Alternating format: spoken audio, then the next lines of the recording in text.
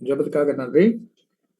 கிறிஸ்து இயேசுக்குள் அழைக்கப்பட்ட மிகவும் அன்பான நாகர்கோயில், தூத்துக்குடி, திருநெல்வேலி, ஊட்டி, மார்த்தாண்டம் மற்றும் மற்ற இடத்திலிருந்து கூட்டிட்டு இருக்கிற அருமையான தேவ பரிசுத்தவான்கள் அனைவருக்கே நம்ம வர வைக்கிறோம். நம்மளுடைய ஒவ்வொரு புதன்கிழமையில நடக்கிற இந்த 3ஆம் வால்யூம் இருக்கிற தியானம் படைப்புக்கு உங்களுக்கு மறுபடியும் ஞாபகம் கொடுக்குறோம். ஏதோ உங்களுக்கு தெரியும் நான் நம்புறேன். அது என்னென்றால் ஃபார்மேட் எப்படி இருக்குன்னா, உங்க முன்பாக உங்க கரங்கள்ல அந்த 3ஆம் வால்யூம் இருந்தா மிகவும் பிரயோஜனமா இருக்கும். கண்டிப்பா 3ஆம் வால்யூம் உடைய இருக்கிற 3rd சாப்டர்ல நம்ம படிச்சுன்னு வந்துருக்கிறோம். அந்த ஒரு பேராகிராஃப் சகோதரி வில்பட் ராணி படிப்பாங்க. அது படிச்சுட்டு முடிச்ச பின்பு அந்த பேரா பத்தி ரொம்ப சுருக்கமா உங்களுக்கு நம்ம எடுத்து சொல்லுவோம். அப்புறமா ஓப்பன் ஆயிடும் உங்களுடைய இருக்கிற கேள்விகள், அந்த கருத்துக்கள் ஏதோ நம்ம படிச்சிருக்கிற பேரா மேல. இப்போ அது பேசும்போது ஒரு சகோதரர் அல்ல சகோதரி எடுத்து பேசும்போது இன்னொரு சகோதரி அந்த கருத்துக்கு ஏதாவது பேச விரும்பிட்டா தாராளமா பேசலாம். கையை உயர்த்தி நீங்க பேசலாம். ஸோ இப்போ போன தடவை தேவகிருபையில இந்த இருக்க 3rd வால்யூம் உடைய 3ஆம் அதிகாரத்துல நீங்க சிஸ்டர் சொல்லுவாங்க அந்த பேஜ் நம்பர். நாங்க படிச்சுட்டு இருந்தோம் அந்த இருக்கிற ஓமை குறித்து, அந்த 10 கன்னிகையுடைய ஓமை குறித்து நம்ம படிச்சுட்டு இருந்தோம். அந்த பேராகிராஃப் குறித்து கூட சிஸ்டர் சொல்லுவாங்க. சிஸ்டர் வில்பட் ராணி வாங்க. வணக்கம். வணக்கம். வணக்கம் சிஸ்டர். பக்கம் 99 லாஸ்ட் பேராகிராஃப். ஓகே,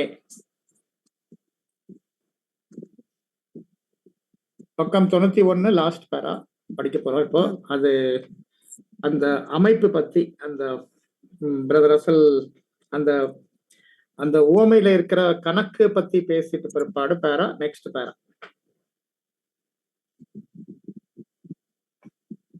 படிக்கலாம் சிஸ்டர். இந்த ஓமையில் நம்முடைய ஆண்டவரால் சுட்டி காட்டப்படுவது மில்லர் இயக்கத்தில் ஆரம்பித்த ஒரு வகுப்பாரையும் இன்னும் வளர்ந்து கொண்டிருக்கும் ஒரு வகுப்பாரையும் ஆகும். அது ஒரு பேப்டிஸ்ட் சபையை சேர்ந்தவரால் ஆரம்பிக்கப்பட்டதாக இருந்தாலும் அது சபை பாகுபாடற்ற இயக்கமாக இருந்தது. இதில் மற்ற எல்லா சபைகளிலும் உள்ள பக்தி உள்ளவர்கள், உண்மை உள்ளவர்கள் சேர்ந்து கொண்டார்கள். அவர்கள் மனசாட்சியின்படி நடந்து கொள்ளும்படி உண்மையுடன் செயல்பட்ட ஆண்கள் பெண்களின் வைராக்கியம் நிலைத்து நின்றது. அந்த நாட்களில் நடைபெற்ற விஷயங்களை பற்றி அறியும் போது அவர்களுடைய மனசாட்சியுடன் நாம் ஒத்து போக முடியாவிட்டாலும் அவர்களை பற்றிய பெருமிதம் நம்முடைய இருதயங்களை நிறைய பண்ணுகிறது. துண்டு பிரதிகள், பத்திரிகைகள் ஆகியவைகளை பல்வேறு மொழிகளில் பிரசுரிக்கவும் இந்த செய்தியை உலகம் முழுவதும் அனுப்புவதற்காகவும் பணம் தண்ணீர் போல் செலவிடப்பட்டது. எல்லா சபைகளை சேர்ந்த ஆலயங்களிலும் ஒரு எழுப்புதலின் ஆவி பரவிற்று என்று கூறப்படுகிறது. மேலும் சில சபை கூட்டங்களில் இந்த உபதேசத்தை ஆதரித்தவர்கள், பண வசதி உள்ளவர்கள் பிரசங்க பீடத்திற்கு முன்னதாக காணிக்கைகளை கொட்டினார்கள். அது தேவை உள்ளவர்களுக்கு இலவசமாக வழங்கப்பட்டது. அந்த காலத்தில் இருந்த விசுவாசிகளின் ஆர்வமும் வைராக்கியமும் அதிகம் இருந்தபடியால் இப்படியாக ஆண்டவருக்கென அர்ப்பணிக்கப்பட்ட பணத்திற்கு காவல் காப்பது தேவையற்றதாக இருந்தது என கூறப்பட்டது. ஏனெனில் அது தேவைப்படாதவர்கள் அதை தொட மாட்டார்கள். Thank you sister. ஸோ இந்த என்னுடைய ஸ்கிரீன் கொஞ்சம் ஃப்ரீஸ் ஆயிடுது. கொஞ்சம் தெரியுதா?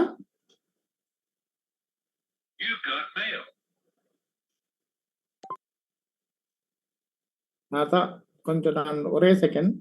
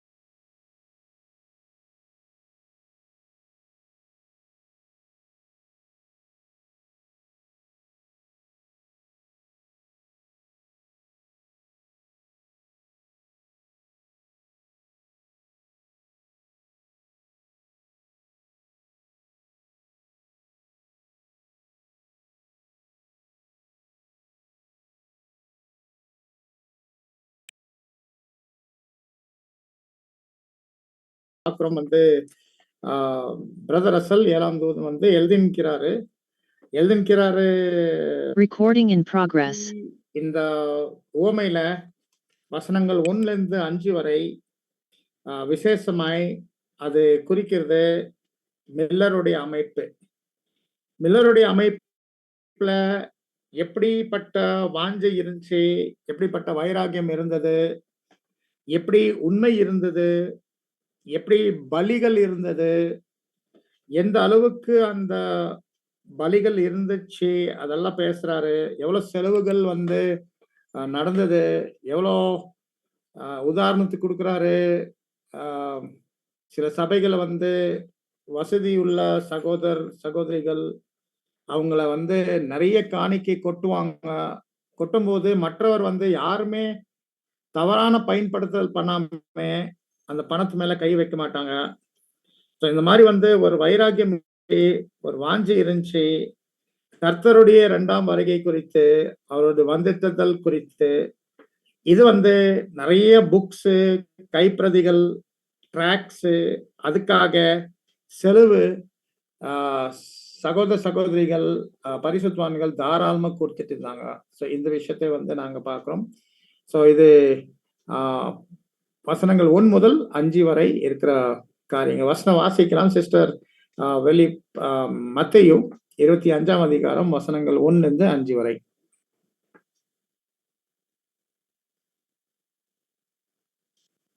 மத்தேயு 25வது அதிகாரம் வசனம் 1 முதல் 5 வரை. அப்பொழுது பரலோக ராஜ்யம் தங்கள் தீவெட்டிகளை பிடித்துக்கொண்டு மணவாளனுக்கு எதிர்கொண்டு போக புறப்பட்ட 10 கன்னிகைகளுக்கு ஒப்பாயிருக்கும்.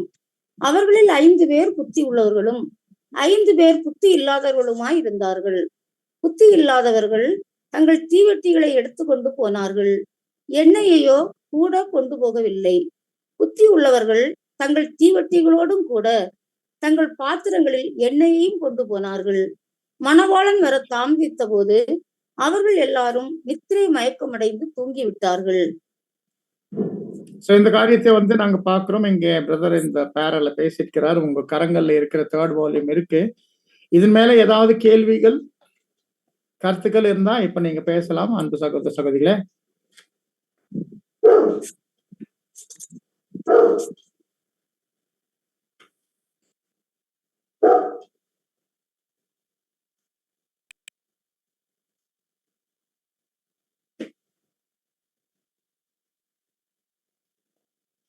நாங்க பேசிக்கிறோம் காலகட்டம் 1799 1844 வரை. நாங்க பேசிக்கிற காலகட்டம் 1799 1844 வரை.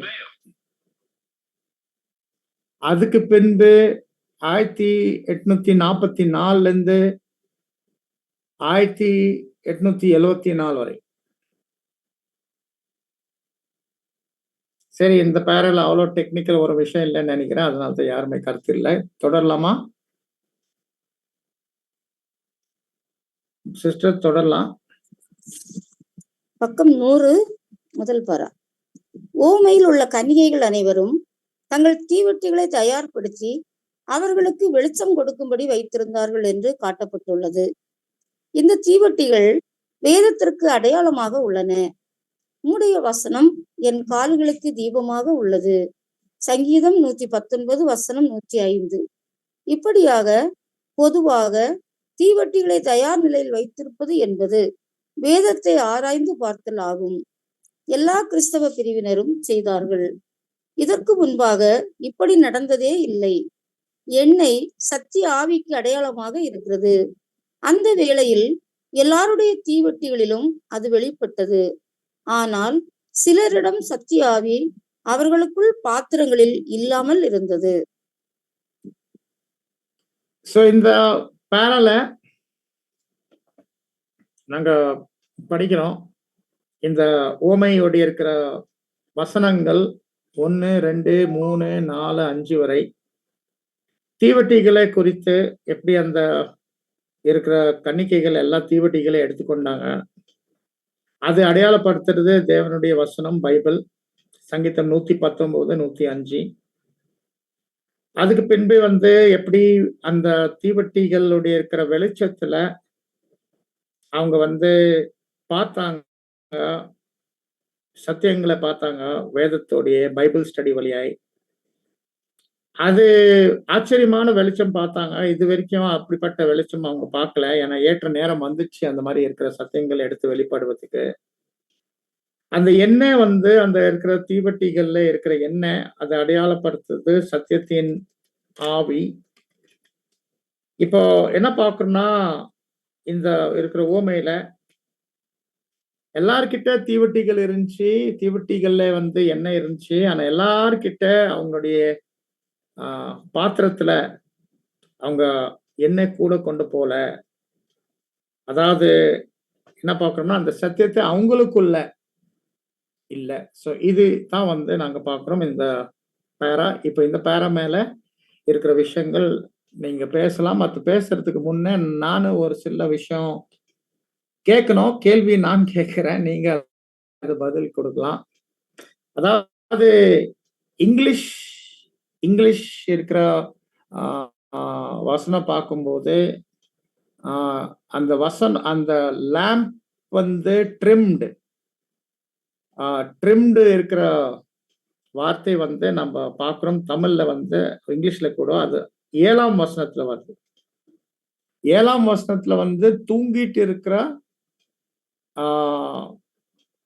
கன்னிகைகள் அவங்க ஏஞ்சி அவங்களுடைய தீவட்டிகள் ட்ரிம் பண்றாங்க, ஆயத்தம் பண்ணாங்க. அதாவது வந்து ட்ரிம் பண்ற விஷயத்தை என்ன குறிக்குதுன்னா, அந்த இருக்கிற தீவட்டியில அந்த வெளிச்சம் கொடுக்கிற இடத்துல ஏதாவது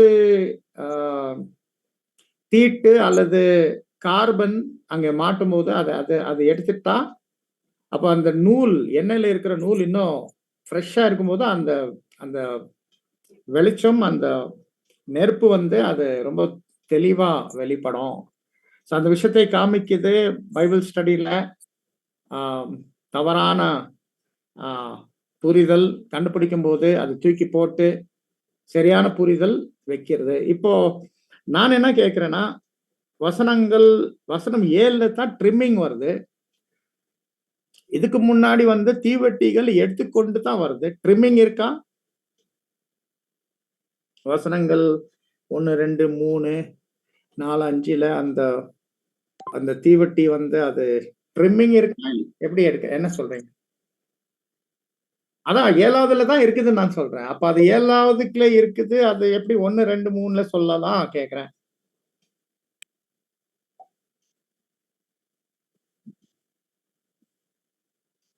அந்த வசனம் அந்த பேரை திருப்பி படிச்சு பாருங்க. சிஸ்டர் திருப்பி படிங்க.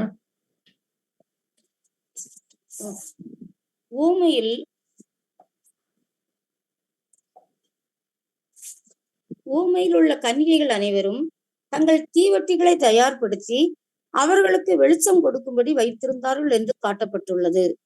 இந்த தீவட்டிகள் வேதத்திற்கு அடையாளமாக உள்ளன. உம்முடைய வசனம் என் கால்களுக்கு தீபமாக உள்ளது. சங்கீதம் 119 வசனம் 105. இப்படியாக பொதுவாக தீவட்டிகளை தயார் நிலையில் வைத்திருப்பது என்பது வேதத்தை ஆராய்ந்து பார்த்தல் ஆகும். எல்லா கிறிஸ்தவ பிரிவினரும் செய்தார்கள். இதற்கு முன்பாக இப்படி நடந்ததே இல்லை.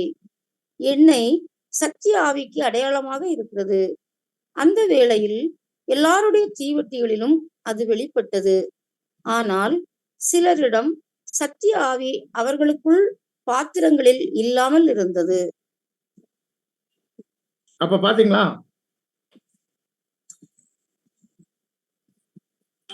அப்போ இங்க வந்து இந்த உவமையோட இருக்கிற அந்த ட்ரிம்மிங் விஷயம் வந்து 7ஆம் வசனத்துல தான் வருது.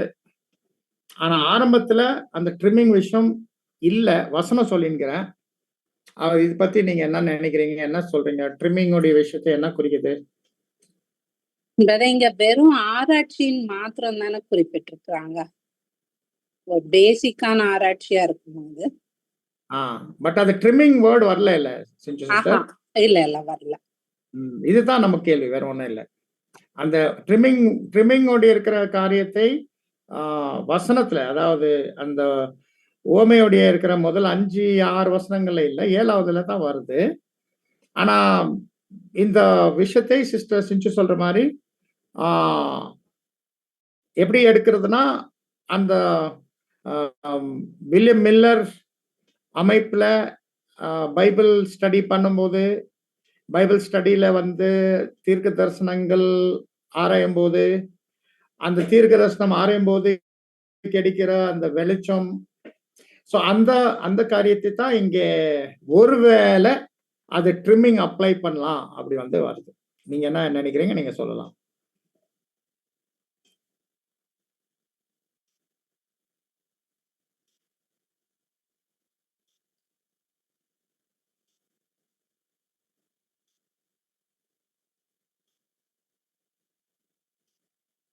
எதுவுமே பயப்படுறதுக்கு அவசியம் இல்லை, பேசலாம், ஒன்றும் பிரச்சனை இல்லை, ஃப்ரீயா பேசலாம்.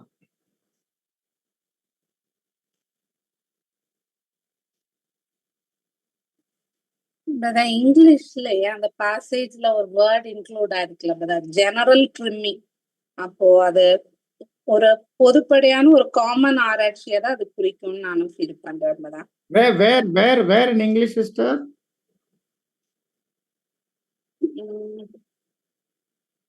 அதே பேரால, இங்கிலீஷ் பேரால இருக்குது இல்லையா brother? Okay okay okay okay okay. நீங்க வசனம் சொல்ல, நீங்க வெறும் trimming, general trimming. Okay okay okay. ஆமா, சோ அந்த ஃபர்ஸ்ட் பார்ட் ஆஃப் வெர்சஸ்ல வந்து ஜெனரல் விஷயம் தான் இருக்கும்னு நினைக்கிறேன். Okay, okay. The virgins of the parable are shown as all having lamps trimmed and giving them light. So இந்த மாதிரி வந்து பிரதர் எழுதுறாரு. ஸோ அந்த ட்ரிம்டோடைய விஷயம் வந்து எப்பவுமே ட்ரிம்டோடைய காரியத்தை நம்ம எப்படி எடுக்கிறோம்னா, உங்களுக்கு பழக்கம் இருக்கும்னு நினைக்கிறேன். முன்ன காலத்துல ஒரு 15-20 வருஷம் முன்னாடி ராத்திரி காலம் வரும்போது எல்லாரும் அவங்கவுங்களுக்காக இருக்கும் ஒரு தீவட்டி, ஒரு சின்ன அந்த சீமனை, ஒரு நூல், அது கொளுத்துவோம், அதை வெளிச்சம் கொடுக்கும். ஸோ என்ன ஆயுதுன்னா, சில நேரத்துல வந்து அந்த மேலே இருக்கிற இடத்துல எங்கே வந்து நெருப்பு வெளிப்படுது, எங்கே வெளிச்சம் வெளிப்படுது, சில நேரத்துல அது சில அடுப்புக்கறி, அதாவது அந்த மாதிரி ஒரு சூட்டு, ஒரு இங்கிலீஷ்ல சூட்டு சொல்லுவோம், அந்த கார்பன் அதிகமா இருக்கிறதுனால அந்த எரியறதுக்கு தடை இருக்கும். ஸோ அந்த மாதிரி கண்டுபிடிச்சு அதை எடுத்துட்டு அப்போ அது திருப்பி அது நல்லா எரி விடுறது, அதுதான் வந்து ட்ரிம்மிங் குறிக்குது. ஆனா இது வந்து ஆவிக்குரிய அர்த்தத்துல என்ன குறிக்குதுன்னா, ஒரு தவறான புரிதல், ஒரு தவறான பார்வை, ஒரு தவறான கருத்து கண்டுபிடிக்கும் போது வசனத்தை பத்தி அதை மாற்றும் போது என்ன ஆகுதுன்னா, அந்த ஆராய்ச்சி, அந்த வேதத்துடைய வெளிச்சம் இன்னும் மிக தெளிவாக வெளிப்படும். சரி, இப்ப கன்னியராஜ் அதை பேச விரும்புறாரு. பிரதர், நம்ம அந்த ட்ரிம் பண்றது குறிக்கிறதுக்கு பிரதர் ரசல் ரைட்டிங்ல என்ன சொல்லியிருக்காங்கன்னா பிரதர், 2ஆம் வருகையில அவரு கர்த்தருடைய வருகை குறித்தான அந்த ஆராய்ச்சி பண்ணும் பொழுது அந்த புத்தி உள்ள கன்னிகை வந்து அந்த ட்ரிம் பண்ணிட்டு அந்த எண்ணெயும் கொண்டு போறாங்களா பிரதர் ரைட்டிங்ல இருக்கு. ஓகே, அதாவது அந்த 2ஆம் வருகையில ஏற்ற கால சத்தியம் பிரதர், அவருடைய வருகை குறித்தான ஆராய்ச்சி, வேத ஆராய்ச்சின்னு சொல்லி பிரதர். ஓகே, அதாவது இன்னொரு என்னன்னா, இதுல அந்த பாத்திரம் அவர்களுக்கு அந்த பாத்திரங்களில் இல்லாமல் இருந்தது சத்திய ஆவி அப்படின்னா என்ன, எப்படி எடுத்துக்கணும் பிரதர்? இல்ல அவங்க பாத்திரம் இல்லாமல் சொல்ல, அவங்க பாத்திரத்துல போதுமான எண்ணெய் வைக்கல, அததான் விஷயம். அவங்க வந்து கையில வந்து தீவட்டிகள் வச்சாங்க, தீவட்டியில எண்ணெய் இருந்துச்சு போதுமான கொஞ்சம் அளவுக்கு, ஆனா அவங்க பாத்திரத்துல எண்ணெய் கொண்டு போல. அப்போ அது என்ன அர்த்தம்னா, சத்தியம் வந்து படிக்கிறாங்க, சத்தியத்தை வந்து ஆராயிறாங்க, ஆனா சத்தியம் அவங்க வாழ்க்கையில இன்னும் வரல. சிஸ்டர் லில்லி ஏதோ சொல்ல விரும்புறீங்களா? இப்ப தீவெட்டி எரியணும்னா என்ன தேவை தானே, முதல்ல என்ன இருந்திருக்குது, ஆனா எப்படி குறையுது பிரதர் போக போக? ஓகே, நான் எப்படி இது விஷயம் எப்படி சொல்றோம்னா கேட்டாங்க, தீவட்டி வந்து பைபிள், என்ன வந்து குறிக்குது தேவனுடைய இருக்கிற பரிசுத்த ஆவி மட்டுமில்ல, அர்ப்பணிப்பின் ஆவி, ஸ்பிரிட் ஆஃப் கான்சிக்ரேஷன். ஸோ அந்த அர்ப்பணிப்பின் ஆவியில எப்படி ஒரு பரிசுத்வான் அவங்க வாழ்க்கையில அவங்க அவங்களுடைய அர்ப்பணிப்பு கொண்டாடுறாங்க, நிறைவேற்றின்கிறாங்க. அந்த அளவுக்கு வந்து தேவன் இடத்துல இருந்து பரிசுத்த ஆவி வாங்குறாங்க. அந்த அளவுக்கு வந்து அவங்க பாத்திரத்துல என்ன இருக்கும், அப்புறமா அவங்க வேதத்தோடு இருக்கிற வெளிச்சம் தொடர்ந்து அவங்களுக்கு வெளிப்படும். ஒருவேளை அது இல்ல, குறைவுந்தானா, அப்ப கண்டிப்பா வந்து போக போக இந்த தீவட்டியில இருக்கிற எண்ணெய் தீர்ந்து போகும்போது, வேதத்தோடு இருக்கிற புரிதல் அவங்களுக்கு குறையும். ஓகேங்க. Thank you. சிஸ்டர் லில்லி ஊட்டியில இருந்து சிஸ்டர் கை தூக்கிட்டாங்க.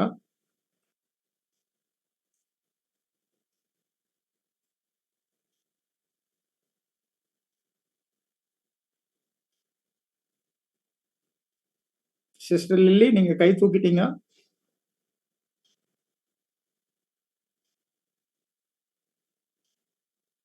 அவங்க கட் ஆயிட்டாங்க சகோதரர். ஓகே. சரி, வேற சகோதர சகோதரிகள் ஏதாவது இருக்கா கருத்து இந்த பேரா மேல?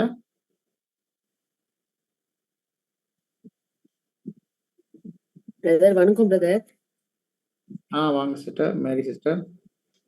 பிரதர் என்னுடைய கருத்து என்னன்னா, இப்போ நம்ம சத்தியத்தை ஆராய்ந்து பார்க்கும்போது நம்மளுக்கு உள்ள இருக்கிற கொஞ்சம் அந்த கெட்ட யோசனைகள் அந்த மாதிரி எதனா இருந்து அதை தூக்கி போடுறதுக்கான அதை நசுக்கி நம்ம இப்போ உலக்க ஏத்தணும்னாக்கா அந்த திரியை நல்லா நசுக்கிட்டு நெருப்பு கொளுத்துனாதான் நல்லா பிரகாசமா எரியும்.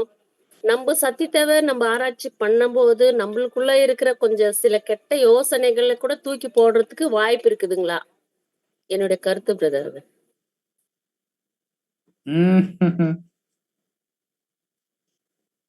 அப்படிப்பட்ட பார்வையில நம்ம பார்க்கல. நம்ம எப்படி பார்த்தோம்னா, அந்த தீவட்டி பைபிள், அந்த பைபிள்ல இருந்து வெளிச்சம் சத்தியம் வெளியே வரணும்னா அங்க எண்ணெய் இருக்கணும் தீவட்டியில. அந்த எண்ணெய் குறிக்குது பரிசுத்த ஆவி. அப்போ அந்த இருக்கிற அந்த தீவட்டியுடைய நல்லா எரியறதுக்கு தடையா வர்றது சில நேரத்துல அந்த அந்த அடுப்புக்கறி, அது அந்த அதாவது அந்த அந்த அந்த தடை, அது என்ன பார்க்குறோம்னா, அது வந்து உலக பிரகாரமான யோசனை, உலக பிரகாரமான பார்வை, அந்த வசனத்தை குறித்து இல்லாட்டி தவறான கருத்து அப்படி பார்க்குறோம். ஆனா நீங்க என்ன சொல்றீங்கன்னா, நாங்களும் வந்து சில விதத்துல நாங்க வந்து மாம்சத்துல தீட்டா இருக்கும்போது அந்த காரியத்தை நீங்க சொல்றீங்க. பட் அது வந்து இல்ல பிரதர், இல்ல அது மாம்சத்துல தீட்டா சொல்லல. அதான் உலக ரீதியான நம்ம காரியங்கள் கெட்டது எதுவா இருந்தாலும் நம்ம அதுக்குள்ள போயிட்டு சத்தியத்தை கொஞ்சம் டிலே பண்றது ஒரு வேலை இருக்குங்களான்றது. இல்ல, இது ஆக்சுவலி பைபிள் ஸ்டடியில வந்து தவறான பார்வை, தவறான கருத்து, தவறான எப்படி சொன்னா அபிப்பிராயம் அப்படி வைக்கிறது, இதுதான் வந்து ஒரு தடையா இருக்குது. அந்த அந்த வேதத்தின் வெளிச்சம் தெளிவாக வெளிப்படுவதுக்கு. Okay okay brother. ஒரு சின்ன டவுட் தான் brother. No problem, no problem. மற்ற சகோதர சகோதரிகள் எதை பேசணுமா, சொல்றீங்களா, கேக்குறீங்களா? தாராளமா பேசலாம், கேட்கலாம்.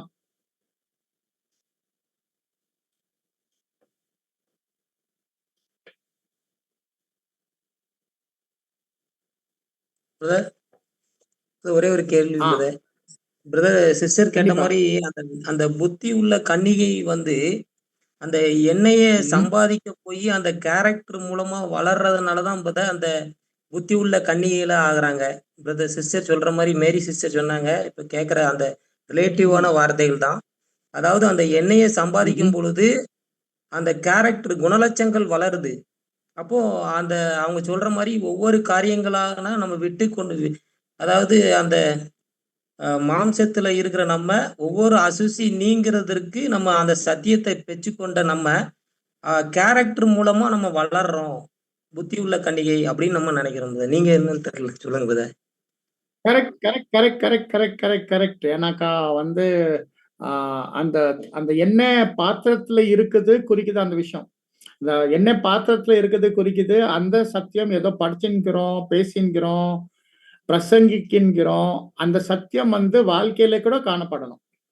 அப்ப அந்த வாழ்க்கையில காணப்படும்போது அந்த அர்ப்பணிப்பின் வாழ்க்கையில அதன்படி நடக்கிற பிரயாசம் பண்ணும்போது அதுதான் வந்து அந்த எண்ணெய் பாத்திரத்துல இருக்குது.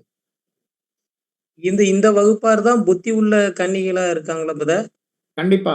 ஏன்னாக்கா புத்தியுள்ள புத்தி இல்லாத கன்னிக்கையுடைய இருக்கிற வித்தியாசம் என்னன்னா, புத்தியுள்ள கன்னிக்கை பாத்திரத்துல எண்ணெய் வச்சுங்கிறாங்க.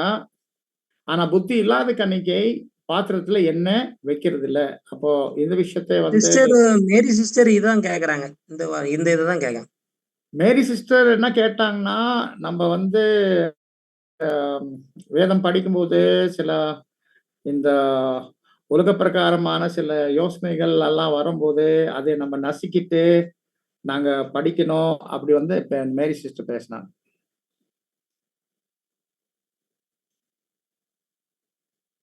கேட்டீங்களா? ஓகேங்க. தேங்க்யூ. வெல்கம். இந்த மாதிரி விஷயங்கள் நீங்க எப்படி புரிதல் வச்சுங்கிறீங்களா கூட நீங்க பேசினா நல்லா இருக்கும். காலேப் ஜோஷ்வா கை தூக்கிக்கிறாரு. பேசுங்க பிரதர் காலேப். அன்மியூட் பண்ணுங்க. அன்மியூட் பண்ணிட்டு பேசுங்க. மியூட்ல இருக்கிறீங்க.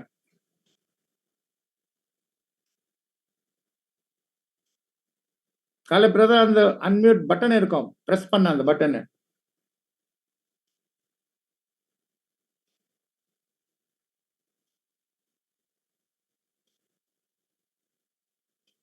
காலேப் பிரதர் அந்த அன்மியூட் தெரியலையா எப்படி பண்றதுக்கு?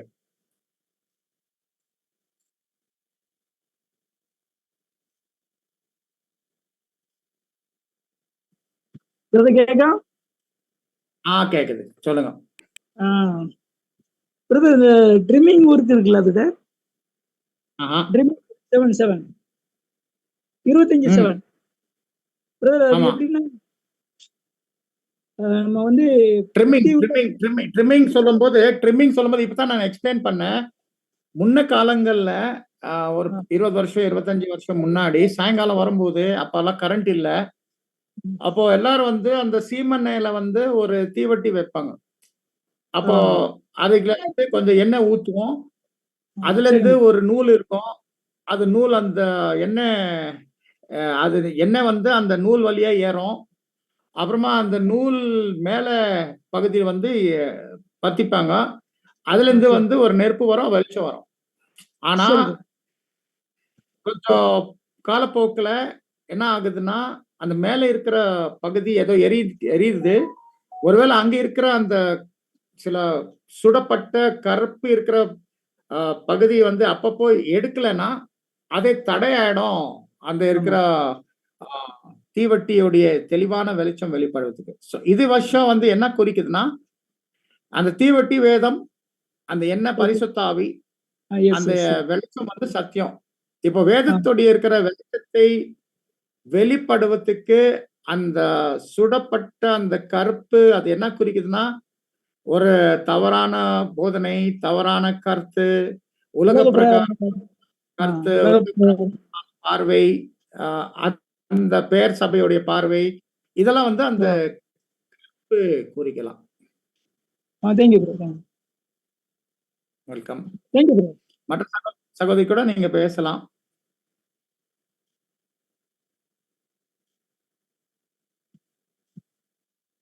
வேற கருத்து யார் வச்சுன்னு பேசலாம்.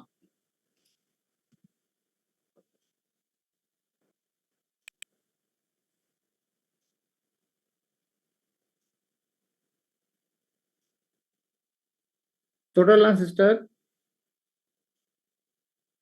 பக்கம் 100 கடைசி பேராகிராஃப். 1844 ஆண்டில் ஏமாற்றம் மணவாளன் வர தாமதமாயிற்று என்கிற அறிக்கையின் மூலம் இந்த ஓமையில் சுருக்கமாக கூறப்பட்டுள்ளது. அதாவது எதிர்பார்த்து இருந்தவர்களுக்கு அது தாமதிப்பது போன்று தோன்றியது. குழப்பம் மற்றும் இருள் எல்லோராலும் அனுபவிக்கப்பட்டது. அங்கே ஏமாற்றம் அடைந்த அநேகர் தவறான தரிசனத்தை பற்றிய கருத்துக்களை ஏற்றுக்கொண்டதை பற்றி அந்த ஓமையில் கீழ்கண்டவாறு கூறப்பட்டுள்ளது. மணவாளன் வர தாமதித்த போது அவர்கள் எல்லோரும் நித்திரை மயக்கமடைந்து தூங்கிவிட்டார்கள். ஆம், அவர்களுடைய இருளில் தூக்கத்தில் அவர்கள் விசித்திரமான தகாத விஷயங்களை சொப்பனத்தில் கண்டார்கள். ஸோ இந்த இருக்கிற பேரால நாங்க பார்க்குறோம், பிரதர் சுற்றி காமிச்சிக்கிறாரு. அந்த ஓமையில என்ன பார்க்குறோம்னா 5வது வசனத்துல மணவாளன் வர தாமதிக்கும் போது, இதுதான் குறிக்குது. வில்லியம் மில்லருடைய இருக்கிற அமைப்புல வந்து 1844. ஆக்சுவலி ஒரு கடினமான ஊழியம் தேவன் வந்து கொடுத்தாரு வில்லியம் மில்லருக்கு. அவர் பேசுவாரு, அவர் சொல்வாரு, அவர் ஆராய்ச்சி பண்ணுவாரு, அவர் வெளிப்படுவாரு கர்த்தருடைய 2ஆம் வருகை. ஆனா அது அவர் வரமாட்டார். அது ஒரு தாமதித்தாலும் நடக்கும். அந்த விஷயத்தை 5ஆம் வசனத்துல காணப்படுது. இப்போ அதுக்கு பின்பு வசனம் சொல்லுது, அதே 50ஆம் வசனம் சொல்லுது, அவங்க நிதிரை அடைந்து தூங்கிட்டாங்க. தூங்கும்போது வந்து சில சொப்பனம் பார்த்தாங்க. பிரதர் ரசல் எழுதுறாரு. இப்ப நீங்க என்ன நினைக்கிறீங்க? சொப்பனம் இருக்கலாம், சொல்லுங்க. சொப்பனம் எப்பவுமே என்ன? சொப்பனம் வந்து ஒரு மாயை. சொப்பனம் வந்து உண்மை கிடையாது. இப்போ இந்த மாதிரி அவங்கள பார்த்தாங்க. நீங்க சஜஸ்ட் பண்ணலாம். என்ன மாதிரி சொப்பனம், என்ன மாதிரி உண்மை இல்லாத, என்ன மாதிரி மாய காரியத்தை அந்த வில்லியம் மில்லருடைய இருக்கிற காலத்துல இருக்கிற பரிசுத்தவான்கள் அவங்கள பார்த்தாங்க. இப்போ நீங்க சொல்லலாம். ஏன்னா நான் உங்களுக்கு முன்னாடி கடைசியில வைக்க போறேன். அதுக்கு முன்னாடி கேள்வியா வைக்கிறேன் உங்களுக்கு. சகோதர சகோதரிகளை நீங்க பேசலாம். சுரேஷ் பிரதர், திருநெல்வேலி சுரேஷ் பிரதர் வாங்க, வெல்கம். நீங்க கூட பேசலாம்.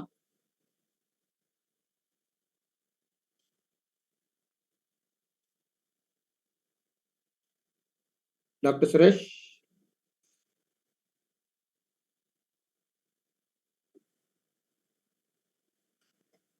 ஓகே ப்ரோ, நான் டவுட்னா கேட்குறேன் சார். தேங்க்யூ. தேங்க்யூ. தேங்க்யூ. சகோதர சகோதரிகள், இப்போ என்ன நினைக்கிறீங்க? என்ன இப்போ பிரதர் சிஸ்டர்ஸ் மறுபடியும் நீங்க அந்த பேரை வாசிங்க. ஒருவேளை சிலருக்கு அது தெளிவு வரலன்னா மறுபடியும் வாசிங்க. 1844ஆம் ஆண்டில் ஏமாற்றம், மணவாளன் வர தாமதமாயிற்று என்கிற அறிக்கையின் மூலம் இந்த ஓமையில் சுருக்கமாக கூறப்பட்டுள்ளது. அதாவது எதிர்பார்த்து இருந்தவர்களுக்கு அது தாமதிப்பது போன்று தோன்றியது. குழப்பம் மற்றும் இருள் எல்லோராலும் அனுபவிக்கப்பட்டது. அங்கே ஏமாற்றம் அடைந்த அநேகர் தவறான தரிசனத்தை பற்றிய கருத்துக்களை ஏற்றுக்கொண்டதை பற்றி அந்த ஓமையில் கீழ்கண்டவாறு கூறப்பட்டுள்ளது. மணவாளன் வர தாமதித்த போது அவர்கள் எல்லோரும் நித்திரை மயக்கம் அடைந்து தூங்கிவிட்டார்கள். ஆம், அவர்களுடைய இருளில் தூக்கத்தில் அவர்கள் விசித்திரமான தகாத விஷயங்களை சொப்பனத்தில் கண்டார்கள்.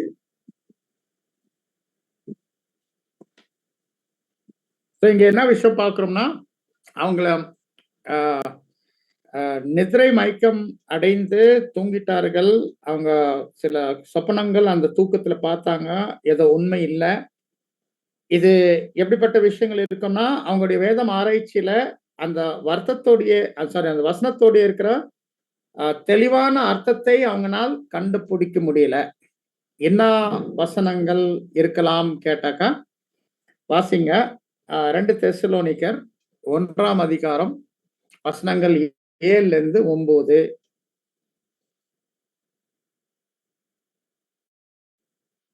2 தெசலோனிக்கர் 1ஆம் அதிகாரம் வசனம் 7 - 9. 2 தெசலோனிக்கேயர் 1ஆம் அதிகாரம்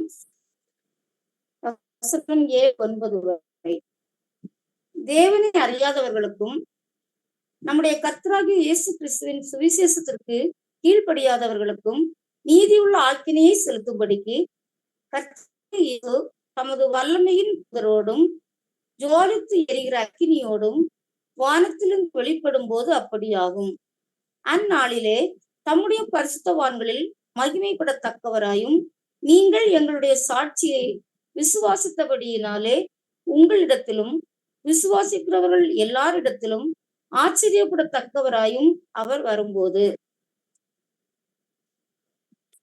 இப்போ வசனங்கள் 7, 8, 9 பார்க்கும்போது அந்த 9ஆம் வசனம் நீங்க வாசிக்கலாம் சிஸ்டர். பவுலும் சில்வானும் ஆஹா. தீமோத்தேயும் 7, 8, 9 மட்டும். அதுதானே பிரதர் இப்ப படிச்சேன். 2 தெசலோனிக்கர் 1ஆம் அதிகாரம் 7ல இருந்து 9 அந்த அந்த 9ஆம் வருஷத்துல who shall be punished with everlasting destruction from the presence of the Lord. அது வந்து நீங்க நான் கேட்கல. சரி திருப்பி வாசிங்க சிஸ்டர் 7ல இருந்து 9. 2 தெசலோனிக்கர் 1வது அதிகாரம் வசனம் 7 முதல் 9 வரை.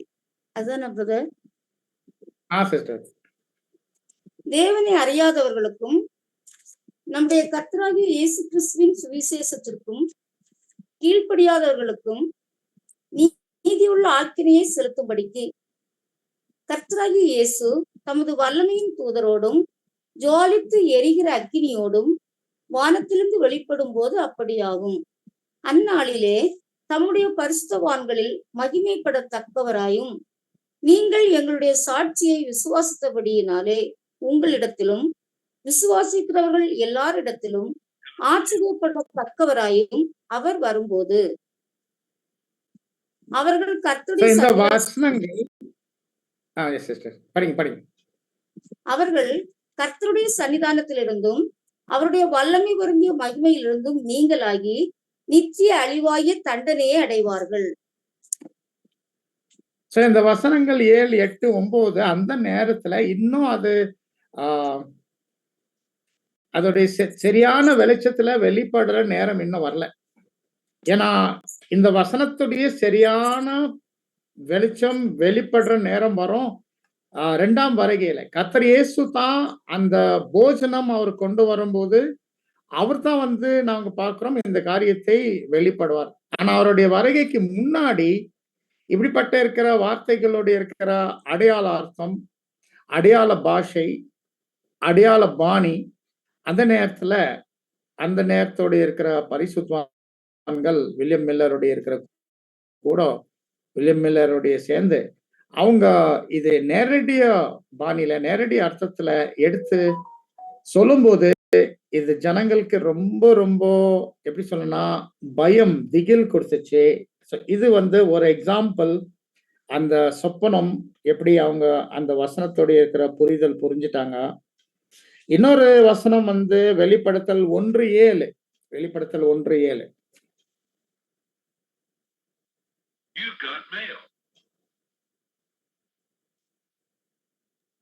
வெளிப்படுத்தல் 1வது அதிகாரம் வசனம் 7. இதோ மேகங்களுடனே வருகிறார், கண்கள் யாவும் அவரை காணும், அவரை குத்தினவர்களும் அவரை காண்பார்கள், பூமியின் கோத்திரத்தார் எல்லாரும் அவரை பார்த்து புலம்புவார்கள், அப்படியே ஆகும். ஆமென். இதுதான் பாருங்க இந்த வசனம் கூட கர்த்தருடைய 2ஆம் வருகை குறித்து சம்பந்தப்பட்ட வசனம். இப்படி இந்த வசனத்தோட இருக்கிற அர்த்தத்தை எப்படி எடுத்தாங்க நேரடி அர்த்தத்துலன்னா வானத்துல வருவாரு, அவர் வானத்துல வரும்போது நடு ராத்திரில வருவாரு, அவரு இந்த மாதிரி விஷயத்தை கண்கள் யாவும் அவரை காணும் நேரடியா. அந்த காரியத்தை வந்து அந்த நேரத்துல சரியான புரிதல் இன்னும் வெளிப்படல. இந்த விஷயத்தை தான் வந்து பிரதர் ரசல் எப்படி எழுதுறாருன்னா அவங்க வந்து நித்திரை மயக்கம் அடைந்து தூங்கிட்டாங்க. அது மட்டும் இல்ல சில இந்த மாதிரி கெனவுகள் அந்த மாதிரி காரியங்களை அவங்கள பார்த்தாங்க. பிரதர் கனிராஜ். ஒரே ஒரு டவுட். அதாவது என்ன டவுட்னா பிரதர் ரசல் பிரதர் வந்து அந்த காலத்துல இருக்கும் பொழுது ஏன் அவங்க திருடன் வருகிற விதமாய் வருவாரு, இப்படி பகிரங்கமான வருகை கிடையாது, அப்படின்னு ஏன் அவங்களுக்கு யாருக்கும் சொல்லல பிரதர்? அது பைபிள் ஸ்டடி மெதுவா தான் வெளிப்பட்டுட்டு இருந்துச்சு கண்டிப்பா. வேதமுடைய தியானம், வேதமுடைய பைபிள் ஸ்டடி லெவலுக்கு கொண்டு வருது. அது எவ்வளோ படிப்படியான போயிடுச்சுன்னா, முதலாவது வந்து பைபிளே டிரான்ஸ்லேட் ஆயிட்டு, புக்கு ரூபத்துல வந்து, அதோட இருக்கிற விலை கம்மி ஆகி, ஜனங்கள் எல்லாரும் வாங்குற அளவுக்கு பண்றது, அதுதான் வந்து நாங்க பார்த்தோம். அந்த பைபிள் சொசைட்டிஸ் மூலமாய் நடந்த வேலை. பின்பு எல்லாரும் பைபிள்ஸ் வாங்கிட்டு, அப்புறம் பைபிள் படிக்க ஆரம்பி, அப்புறம் ஒரு சிலர் பைபிள் படிக்கிற லீடர்ஸ், வில்லியம் மில்லர் மாரி வந்து, அவங்கள அதை எடுத்து ஸ்டடி பண்ணி, அவங்க கருத்துக்கள் சொல்லி, மற்றவர்கள் அதெல்லாம் கேட்டு, அதை அலசி பார்த்து, அப்புறமா 7ஆம் தூதனுடைய சமயம் வருது. அவர் வந்து இதுல இறங்குறாரு. இதெல்லாம் ரொம்ப ஸ்லோவா படிப்படியான இருக்கிற வெளிப்பாடு இருந்துச்சு பிரதர். அதாவது என்னன்னா, வில்லியம் மில்லர்ஸுடைய கருத்தை அதாவது ரசல் பிரதர் ஏற்றுக்கொள்ளவே இல்லை. ஆனா அது ஏன் எதிர்ப்பு தெரிவிக்கலங்கிறது தான் ஒரு கேள்வி. சரிங்க பிரதர், நன்றி. பின்னாடி தான் கேட்கிறாரு. அவர் பின்னாடி கேட்கிறாரு. அவரு எழுதின்கிறாரு. இது 1890ல இது விஷயம் எழுதும்போது அவரு பின்னாடி பார்த்து அவரு பேசின்னு இருக்கிறாரு. இந்த வில்லியம் மில்லருடைய இருக்கிற பிரயாசங்கள், அவர் அமைப்பு, அவர் ஆராய்ச்சி, அவருடைய ஏமாற்றம், இப்படி பேசுறதான் நாங்க பார்க்கிறோம். ஓகேங்க, தேங்க்யூ. மற்ற சகோதர சகோதரிகள் ஏதாவது கேள்வி, கருத்து? பிரதர் கன்னிராஜ் சொன்ன விஷயத்தை கூட யார் கேட்கறதுக்கு விரும்பிட்டா கேட்கலாம், பேசலாம்.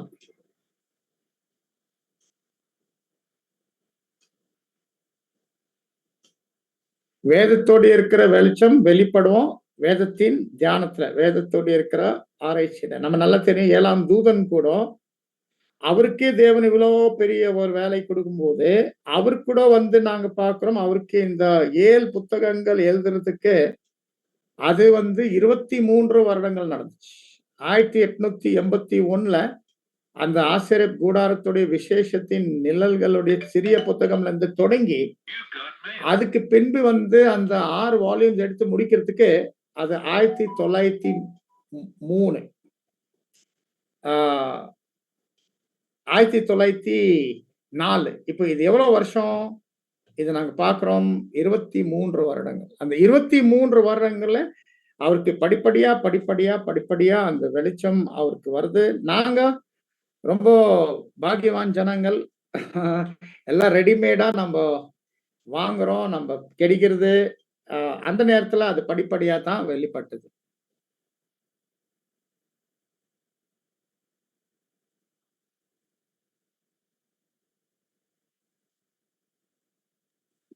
Brother, yes sister. எனக்கு ஒரு சின்ன டவுட் பிரதர். ஓகே. இப்போ வெளிப்படுத்தல் 1:7 வசனம் சொன்னீங்கல்ல பிரதர், அது வந்து இப்போ 5 பேரு 1:7 வெளிப்படுத்தல் 1:7 தான் பிரதர். இந்த வசனம் வந்து புத்தி உள்ள கன்னிகளுக்கும் புத்தி இல்லாத கன்னிகளுக்கும் 2 பேருக்குமே சேர்ந்ததா? புத்தி உள்ள கன்னிகள் கூட நம்பினார்களா? அப்பொழுது தேவன் வருவான் என்று மில்லியன் சொன்னார் பத்தியா, தேவன் வராருன்னு. அப்போ அது 2 வகுப்பாரும் நம்பினார்களான்றதுதான் டவுட் பிரதர். வெரி நைஸ் கேள்வி. இந்த வெரி நைஸ் கேள்விக்கு வெரி நைஸ் பதில் கூட இருக்குது. அதே இருக்கிற நாங்க பார்த்துன்னு இருக்கிறோம் உவமையில, அதாவது மத்தேயு 25ல.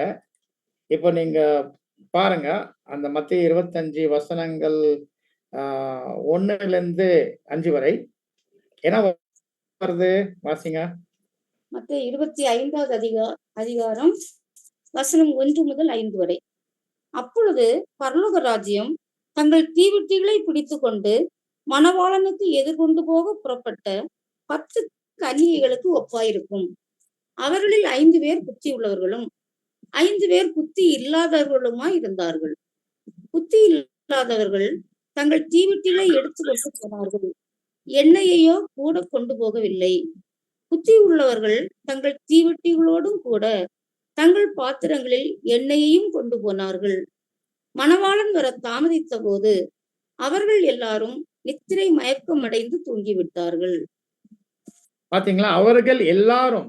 சோ இந்த இருக்கிற தீர்க்க தரிசனத்தின் அறிவு விஷயத்துல புத்தி உள்ள கன்னிகைக்கு ஒரு விசேஷமான பார்வை அப்படி இருக்கவே இல்லை. அப்போ ரெண்டும், புத்தி உள்ள சரி புத்தி இல்லாத சரி, இந்த தீர்க்க தரிசனத்தோட இருக்கிற வெளிச்சத்துல, தீர்க்க தரிசனத்தோட இருக்கிற அறிவுல 2 பேர் தூங்கிட்டாங்க.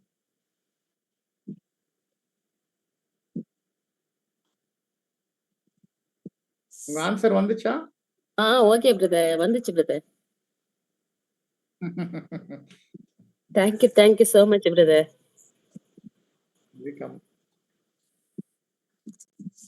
மற்ற சகோதர சகோதரிகள் ஏதாவது உங்களுடைய பக்கத்துல இருந்து கேள்விகள், கருத்து? பாத்தீங்களா, நல்ல கேள்விகள், இன்ட்ரெஸ்டிங் கேள்விகள். அதோட இருக்கிற ஆன்சர் பார் வேதத்துல எப்படி வருது.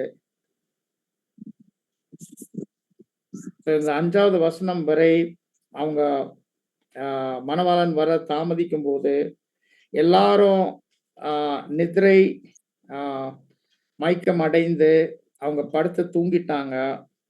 இந்த காரியத்தை இங்க நாங்க படிக்கிறோம். இதுல பிரதர் ரசல் இதுல என்ன சொல்றாருன்னா, அநேகர் அந்த தூக்கத்துல அவங்க வினோதமான, ஆச்சரியமான இருக்கிற விஷயங்கள் கெனுவா பார்த்தாங்க. அதை காரியத்தை நம்ம என்ன பார்த்தோம்னா, அந்த காரியத்தை வேதத்தோடு இருக்கிற தீர்க்க தரிசன வசனங்களுடைய இருக்கிற அர்த்தம் மற்றும் வேதம் எப்படி எடுத்து படிக்கணும், எப்படி புரிஞ்சுக்கணும், அந்த ஏற்ற நேரம் இன்னும் வரலனால அவங்க வேற மாதிரி தவறான விதத்துல புரிஞ்சு தவறான எதிர்பார்ப்புகள் வச்சுட்டு இருந்தாங்க.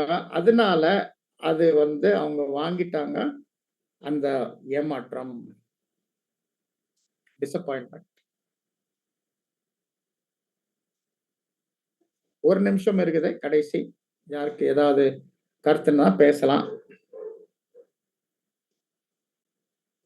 டிஃப்ரெண்ட் கருத்து இருந்தா கூட சொல்லலாம் உங்க கிட்ட இந்த விஷயங்கள் மேல.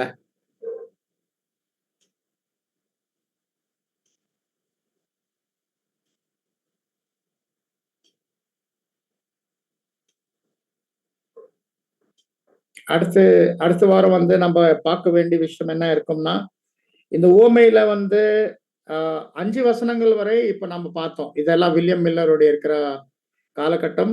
இப்போ 5க்கு பின்பு 6ஆம் வசனத்துல இருந்து ஒரு இன்னொரு பகுதி, இன்னொரு காலகட்டம். இது நாங்க பார்க்கிறோம் 1874க்கு பின்பு. அந்த விஷயங்களை நாங்க அடுத்த வாரம் நம்ம பார்க்க போறோம். சகோதர சகோதரிகள், நம்ம நம்புறோம் இந்த இன்னைக்கு இருக்கிற தியானம் படிப்புல உங்களுக்கு ஒரு ஆசீர்வாதம் கிடைச்சிருக்கோம். தேவன் தாமே உங்க அனைவரும் இந்த தியானத்தின் வழியை அனைவரும் ஆசீர்வதிப்பாராக.